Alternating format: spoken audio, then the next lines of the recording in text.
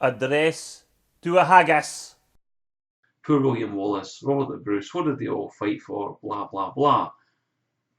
So it has to be something to do with international banking. It's not really, it's just the fact that the world really doesn't want the human race anymore, or the people that run the world don't want the human race around. 7 billion polluting human beings have got to go. And part of that is, of course, to get rid of quite a few of the polluting human beings that are in Scotland. Maybe get them into wee cities by the coast, keep them out of the highlands, make sure it's just the rich layers that go hunting in the highlands, and keep all the little monkeys out of the nice places, get them herded into cities and stuff. Like Planet of the Apes, isn't it?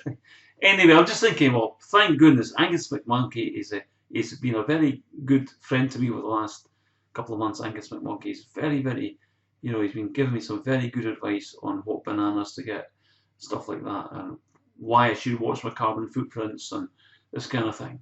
So very good. But I was telling him that Scotland used to be a nice place to be, but for some reason, we don't seem to be looking after what Scotland is all about anymore, which is its mountains, its glens, its rivers. There better not be any fracking. That's all I'm saying. I mean, there's a moratorium on fracking at the moment, but I can't help but notice these strategically positioned fracking rigs in the Firth of Forth. Goodness gracious, I hope they don't really just start up suddenly overnight fracking the place to bits. Because, after all, what does Scotland need fracking for? Who needs hydrocarbon gas from the old leaky, smelly coal mines, which happen to undermine most of the central belt where everybody's staying, by the way, and get their drinking water from us? Who needs fracking when you've got all that oil and gas and wind power and wave power are surrounded by all sorts of incredible energy opportunities? Not the sun, I hasten to Scotland, solar power, kind of forget solar power in Scotland, but come on. But really, what do we need fracking for? Who's got the only reason we're getting fracking shoved at us is because it's possibly going to make water a scarce thing. Have you ever heard of the nonsense of that? The water could be so scarce in Scotland to the general population that we need to ration it and sell it by the bottle. Can you imagine stuff like that? Somebody has. I bet you somebody has. Anyway, my special guest today is Jimmy the Piper. Now, Jimmy the Piper, a lot of people say that Jimmy the Piper is a hollow man. He's got nothing in his head at all, Jimmy the Piper. And maybe Jimmy the Piper has been banned from Wembley Stadium for playing pipes. And maybe Jimmy the Piper is no longer welcome in the public in Edinburgh. He gets chased away because he makes too much noise with his pipes. Full Highland bagpipes, mind you, they're a bit noisy, let's be honest about it. But, be honest, Scottish, symbol of Scottish persistence throughout the millennia, hasn't it been?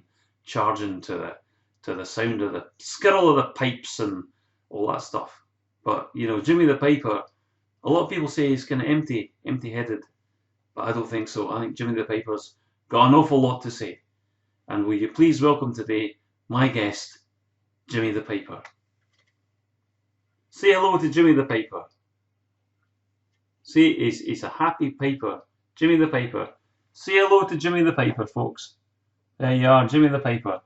Now, Jimmy, you've got a message for me. You were telling me before the show, and I know you discussed this already with Angus McMonkey there, eh? Where's Angus?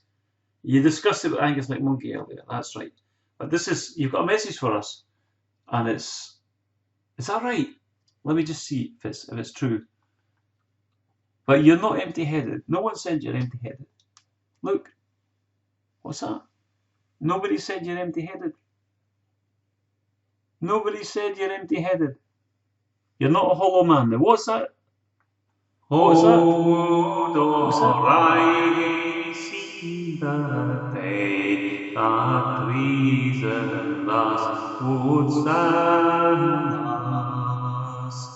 My your grey Helen and clay, where Bruce and loyal was, but bid and heart totally agree.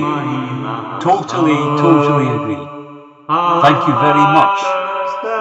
Thank you very much. An awful lot to say there. And so many words. Thank you very much. Can you hear it? Such a parcel of rogues in the nation.